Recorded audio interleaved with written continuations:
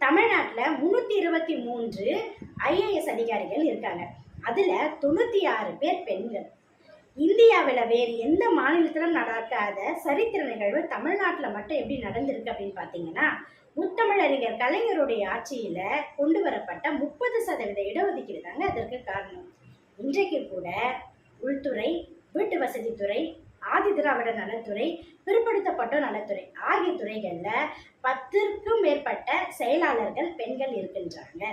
அப்படி அடுப்பூதும் பெண்களுக்கு படிப்பதற்குன்னு கேட்ட காலகட்டத்தில் பெண்கள் அடுப்புதக்கூடாது, கையில் இருக்கக்கூடிய குழம்பு கட்டையை தூக்கி எரிஞ்சிட்டு புத்தகங்களை கையில் கொடுத்து படிக்க வைங்கன்னு தந்தை பெரியார் சொன்னார்.